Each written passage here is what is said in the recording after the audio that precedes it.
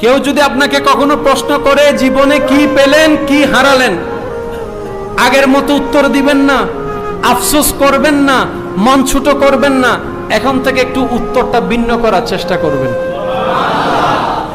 মুখের মধ্যে একটা মুস্কি হেসে উত্তরটা দিবেন, যা হারিয়েছি, যা পাইনি সেটা আমার ছিল না।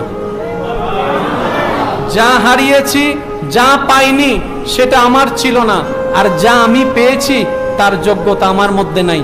আমার মওলা দয়া করে আমার মতো অযোগ্যকে দয়া করে দান করেছেন, যোগ্যতা আমার কাছে নেই। পাওয়া না পাওয়ার হিসাব আমার করার অধিকার নাই। আমি হচ্ছি বান্দা, উনি হচ্ছেন আমার স্রষ্টা। উনি আমাকে বানিয়েছেন, উনি আমাকে ভাঙ্গার অধিকার রাখে। উনি আমাকে পাঠিয়েছেন, যেভাবে সেভাবে রাখার অধিকার ওনার আছে। আফসোস আপত্তি করার অধিকার আমার নেই। বান্দার শুধু একটাই কাজ, যে কোনো পরিস্থিতির মধ্যে খুশি মনে আলহামদুলিল্লাহ বলে নিজের শুকরিয়াটুকু আল্লাহর দরবারে পেশ করা। বিশ্বাস করুন, আপনি যে কোনো পরিস্থিতির মধ্যে শুধু একটা কাজ করার চেষ্টা করেন।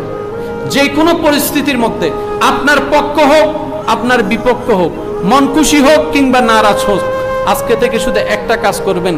যে কোনো পরিস্থিতির মধ্যে মুস্কি হাসি মুখে রাখবেন, শুধু বলবেন যে আলহামদুলিল্লাহ, আলহামদুলিল্লাহ।